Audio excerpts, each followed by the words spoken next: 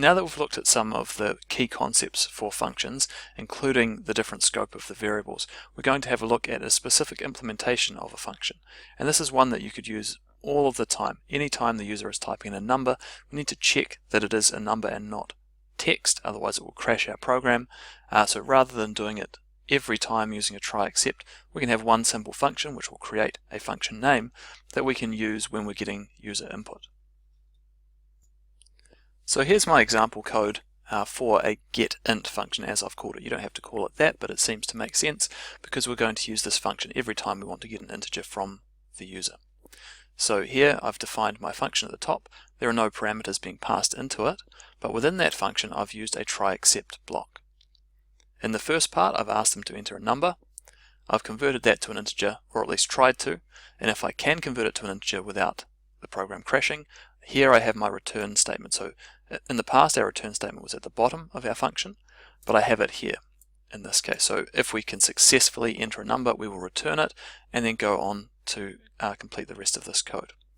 If this does cause a crash trying to convert it to an integer, we of course jump down to the value except value error section and print out this statement.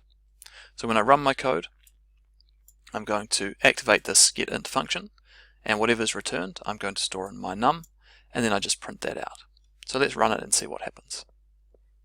So if I type in a number, you can see that's worked as it should do, and the program has ended.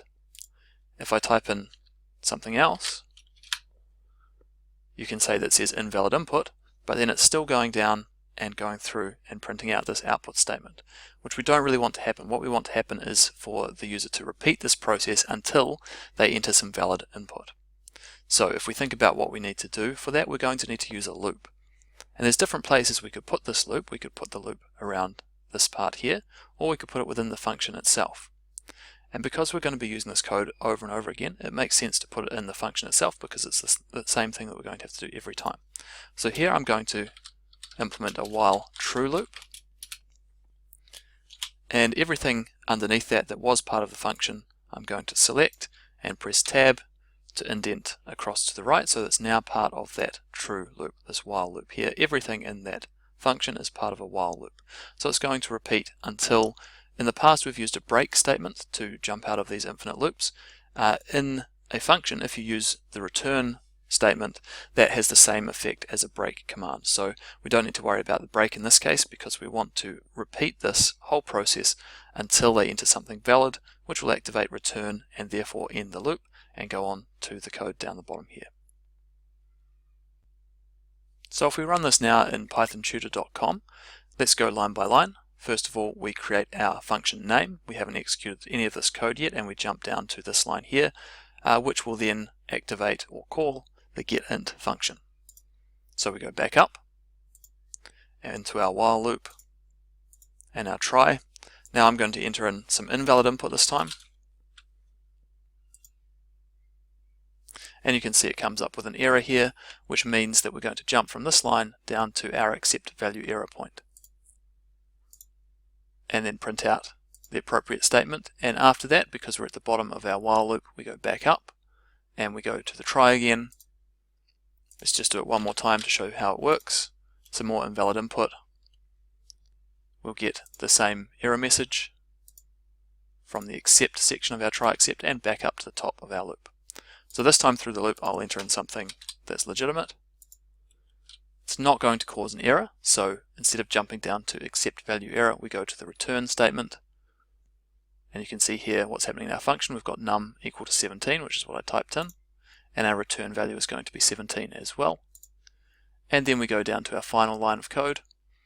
My num here has now taken on the value of 17, which was initially in this local variable that was local to this function, and now is part of our global variable my num. Then we're going to use that in our output statement, and you can see it's all worked there. So experiment with this function. Get the same function up and running, because once you've got this in one place, you can use it again and again in all of your programs. So pause the video, and when we come back, we'll have a look at integrating this into our guessing game. So for our next guessing game challenge, you are going to take that function that we've just created that gets the user to type something in and converts it to an integer, and you're going to implement that into your guessing game program. This will allow you to streamline your code and it'll actually overall, once we start implementing these functions, make your code a little bit more simple overall. Have a go at that, come back and check my example once you've got it up and running. Okay, so let's have a look at how we could implement this into our guessing game. I've defined the function up the top here, but before we look at that into too much detail, I'm going to look down and see where we've actually used this function, where we've activated it. Because remember, at the top, you're defining it, it's not actually used at that point, it's only when we call a function that we'll activate this code. So back into our main loop that we had here, where we were asking the user to enter a guess, we had all sorts of complicated things going on with our try except mixed in with our range validation that we have here. Our checkInt function actually allows us to simplify this a little bit, and here I've just set guess equal to, in this case the function is called checkInt rather than getInt in the previous example, and I've actually added one other thing here. I've put in the brackets here a parameter, a string in this case, enter your guess, and that message I want to get passed in to my function, and it will become stored in this variable, this local variable called message. This will be really useful if you want to use your checkInt or getInt function in multiple different places within your program, because you might want to have a different message displayed each time you use this function. So here we're just saying enter your guess. Somewhere else we might want to say enter your age or enter a number between 2 and 5 or whatever it might be. So this enables you to change that message so it's customized each time you run the function.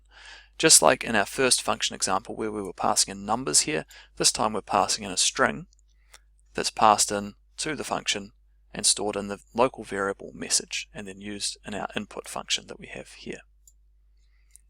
Okay, so down in our main part of our code, we are activating or calling the checkInt function, and whatever is returned from that is going to be stored in guess. So let's have a look at the function itself. We've got our while true loop, which is going to repeat until they enter something that's valid. We're going to try to convert their input to an integer, and if we can, we return it, just like the example we looked at before.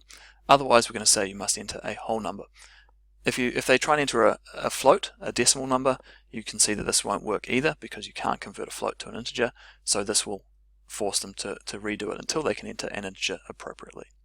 Once they've done that, that information is then passed back into guess, so the number that they enter will be stored in guess, and then the rest of our program will function the way that it has done in the past. Experiment with that, get it working. Our programs are starting to get a little bit more complicated now, and the use of functions will help us manage that. So it is important you understand how these functions are working and how things like this string is being passed into the function itself.